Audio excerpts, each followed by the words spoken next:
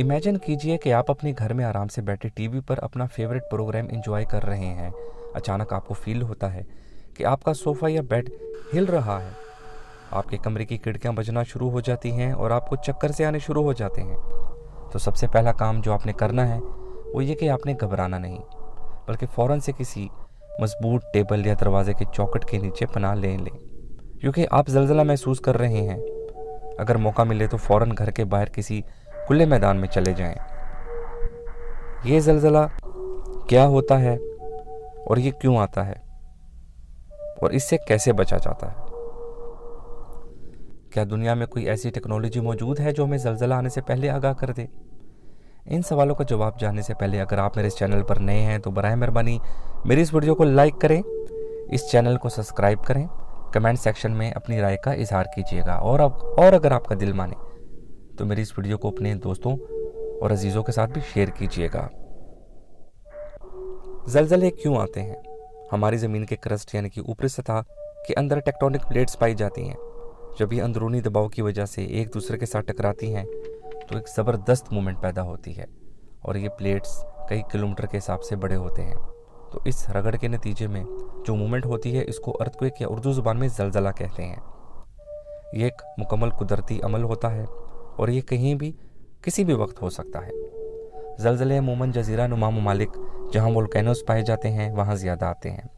Movement अगर vertical यानी कि ऊपर नीचे हो तो नुकसान कम होता है, अगर यही मूवमेंट हॉरिजॉन्टली हो जाए तो नुकसान ज़्यादा होता है। अब सवाल ये पैदा होता है, क्या दुनिया में कोई ऐसी टेक्नोलॉजी मौजूद है जो हमें वक्त से पहले ज़लज़लों की पेशेंगोई कर दें? तो इसका जवाब सादा सा है कि नहीं। फ़िलहाल दुनिया में इस वक्त ऐसी कोई भी टेक्नोलॉजी मौजूद नहीं है जो हमें वक्त से पहले ज़लज़लों की इत्तला कर दे। अगरचे ज़लज़ले की पेशेंगोई के तरीक़ों को तैयार करने के लिए बहुत सी कोशिशें की गई हैं, लेकिन ज़लज़लों की खैर यकीनी की वजह से इनकी मौजूदगी की पेशेंगोई करने के लिए एक काबिल तमाम निज़ाम बनाना मुश्किल हो जाता है। माहिरीन ज़लज़ला यानी कि साइस्मोलॉजिस्ट ज़मीन की क्रस्ट की निगरानी के लिए मुख्तलिफ टूल्स और तकनीकों का इस्तेमाल करते हैं और डाटा इकट्ठा करते हैं जो ज़लज़ले के इम्कान के बारे में इशारे फराहम कर सकते हैं। मिसाल के तौर पर वो ज़मीन की नकलो हरकत की पैमाइश करने के लिए सेस्मोग्राफिक्स, ज़मीन की ख़राबी को ट्रैक करने के लिए GPS और ज़मीन के सतह में होने वाली तब्दीलियों को मॉनिटर करने के लिए सैटेलाइट इमेजरी का इस्तेमाल करते हैं। वो किसी ख़ास इलाके में ज़लज़लों की तारीख़ का भी मुतालिया करते हैं और ज़लज़लों और उनके मुमकिना असरात की नकल करने के लिए कंप्यूटर मॉडल्स का इस्तेमाल करते हैं।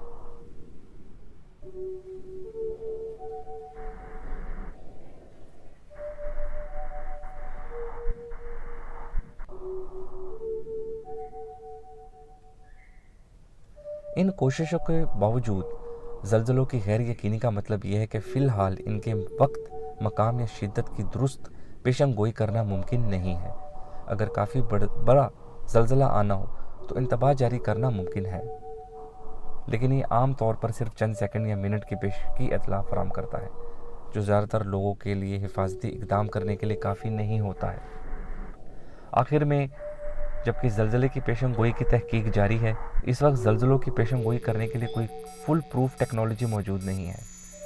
ज़लज़लों से होने वाले नुकसान और चोट के ख़तरे को कम करने का बेहतरीन तरीका यह है कि ज़लज़ले से बचने वाली इमारतों और इंफ्रास्ट्रक्चर को तैयार करके हंगामी मनसूबाबंदी करके पेश की तैयारी की जाए। हार्प टेक्नोलॉजी क्या है और ये क्यों बनाई गई?